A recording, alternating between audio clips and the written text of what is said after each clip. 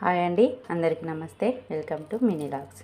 ఈరోజు వీడియో వచ్చేసి బజ్జీలు చేశాను గోధుమ పిండితో. చూసారు కదా ఎంత బాగున్నాయో. పిల్లలు ఇంట్లో ఉంటారు కదా, ఇవాళ న్యూ ఇయర్ కదా, అందుకనే నేనైతే బజ్జీలు అయితే చేశాను. చాలా బాగుంటాయి, టేస్ట్ కూడా సూపర్ ఉంటాయి అన్నమాట. ఈజీగా ఎవరైనా ఇంటికి గెస్టులు వచ్చినా కూడా 5 నిమిషాల్లో ఈ గోధుమ పిండితోని బజ్జీలు తయారు చేసుకోవచ్చు. ఇది ఎలా చేసుకోవాలి ఏంటనేది ఇప్పుడు మనం పూర్తిగా వీడియోలోకి వెళ్ళి తెలుసుకుందాం. వీళ్ళ కోసం ఒక ఆనియన్ కట్ చేసుకుంటాను, చిన్నగా తరుపుకోవాలి. కానీ ఈ బజ్జీలు మా అమ్మమ్మ మా నాన్నమ్మ అప్పట్లో బాగా చేసేవాళ్ళు. టేస్ట్ కూడా బాగుంటుంది. మన ఇంటికి ఎవరైనా వచ్చినా సరే కానీ ఈ బజ్జీలు అయితే 5 నిమిషాలల్లో చేసి పెట్టచ్చు. ఇప్పుడు ఆనియన్స్ అన్నీ ఈ విధంగా సన్నగా తరుపుకొని పక్కన పెట్టుకోవాలి. ఇలా అన్నీ చిన్నగా కట్ చేసుకొని వీటిని పక్కన పెట్టుకుందాం. అలానే పచ్చిమిర్చి కూడా కట్ చేసుకోవాలి. అలానే కొత్తిమీర కూడా సన్నగా తరిగి పెట్టుకోవాలి. ఇది నాటు కొత్తిమీర అండి.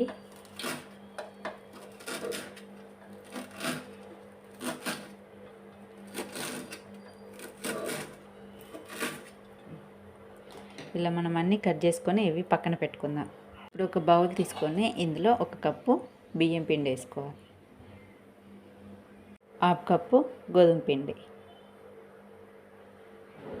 దీంట్లో కొంచెం సాల్ట్ వేసుకోవాలి టేస్ట్కి సరిపోయేంత. అలానే కొంచెం ఈ బజ్జీలు ఉబ్బడానికి కొంచెం వంట సోడా వేసుకోవాలి, జీలకర్ర కూడా.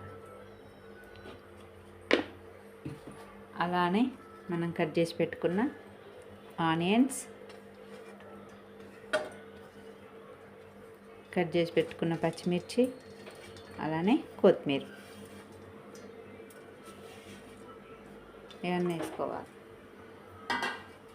ఇప్పుడు అన్నీ ఇవి బాగా కలుపుకోవాలి.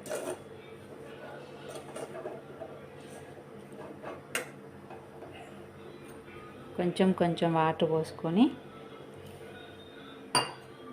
కలుపుకోవాలి.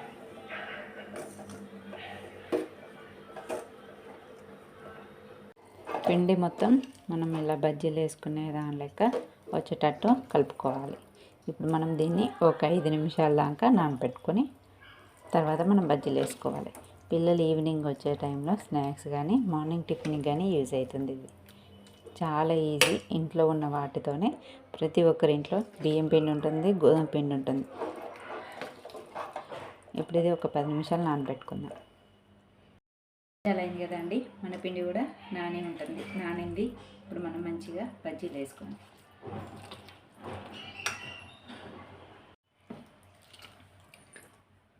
డీప్ ఫ్రై కోసం ఆయిల్ కూడా హీటెక్కింది కదా, మనం ఇట్లా లోతుగున్న గంటతో ఇలా వేసుకుందాం.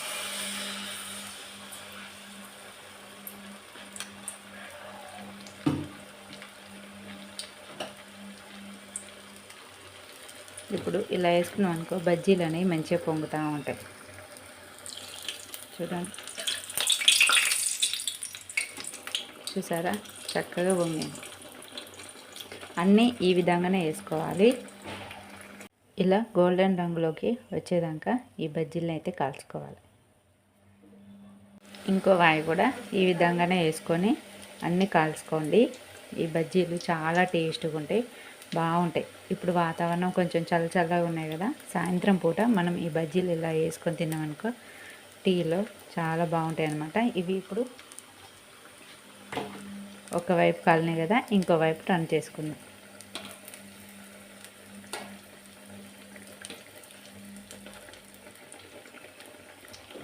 ఇప్పుడు ఇలా చక్కగా కాల్చుకోవాలి.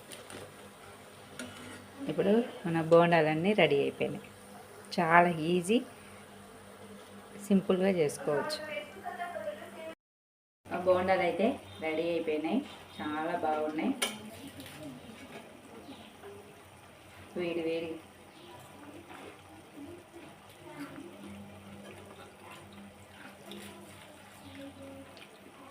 సూపర్ ఉన్నాయి బజ్జీలు అయితే.